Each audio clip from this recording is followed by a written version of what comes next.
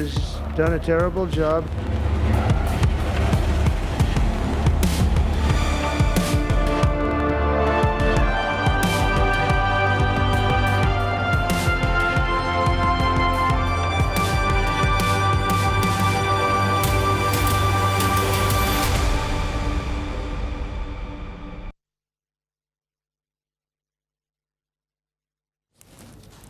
We knew President Trump would have a difficult equation with Ukraine, but this bad, I don't think anyone predicted it. Here is a list of things that Trump has said about Zelensky, and I'm just counting the last 2 days.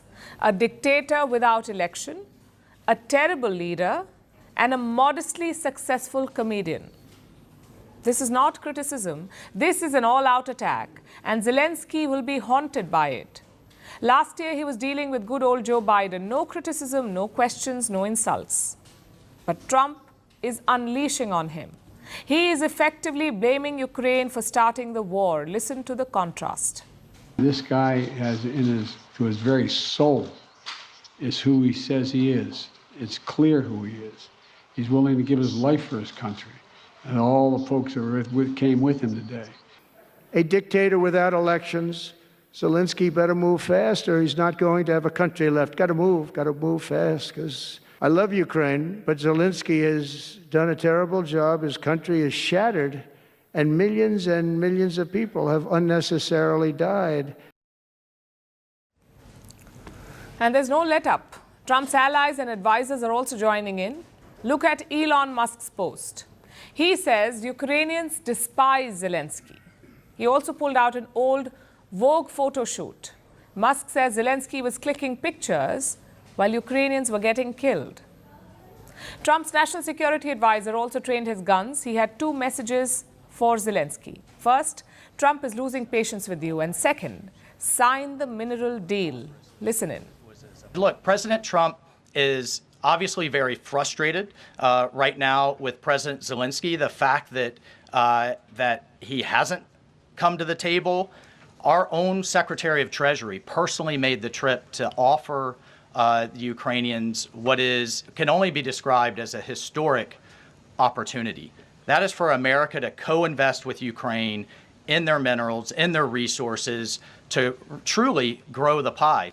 Rather than enter into some constructive conversations about what that deal should be going forward, we got a lot of rhetoric in the media that was incredibly unfortunate. And what deal is that? Trump had earlier proposed a barter. Ukraine gives up its $1 trillion mineral wealth, specifically 50% of it. And what will they get in return? Well, that part does not have a lot of clarity. Some reports say Trump promised military aid. Others say it is compensation for the aid already given. And a few reports also say it is for U.S. security guarantees, basically a post-war commitment. Trump officials met Zelensky in Munich to discuss this plan. They say he agreed to sign it, but later in public, Zelensky said no. He said the deal does not serve Ukraine's interests. Yet, Trump is not giving up. He is putting pressure on Ukraine at global forums as well. Monday marks 3 years of Russia's invasion. And to mark it, countries are drafting a UN General Assembly resolution. Around 50 countries, they're co-sponsoring this resolution, but reports say that the US has refused so far. Why? Because the resolution condemns Russian aggression. Washington is doing the same at the G7. The group of 7, they're planning a call on Monday, but there is no consensus on the joint statement. Again, the issue is the use of the term Russian aggression. Reports say Trump wants it removed from the draft. He's also considering sanctions relief for Russia. All these actions raise a couple of questions. Number one, why is Trump attacking Ukraine? I mean, it's one thing to push for a peace deal. It's entirely different to put the blame on Zelensky. And number two, how is Zelensky responding? Some Trump allies see a method to the madness. They say it is a pressure tactic, that Trump is looking to shock the Europeans into action. And if that's the idea, it has worked partially. Europe has held 2 emergency summits. A few countries have also agreed to deploy soldiers in Ukraine. It could also be a tactic to arm twist Kiev, both for peace talks and for the mineral deal. Right now, Zelensky is saying no to both. But if he sees Trump cutting a deal with Putin, he may change his stance. He may agree to come to the table. That's a possible logical explanation to Trump's attacks. Or maybe he just does not like Zelensky. You see, Trump and Zelensky share a tricky past. In 2019, both of them had an official phone call. And during this call, Trump asked Zelensky to investigate Hunter Biden, the son of Joe Biden. Hunter had some business dealings in Ukraine, so Trump, who was president then, he wanted to get some dirt on Hunter Biden. But the whole thing backfired, and Trump ended up being impeached for that call. It was seen as abuse of power. Once he left office, things became worse.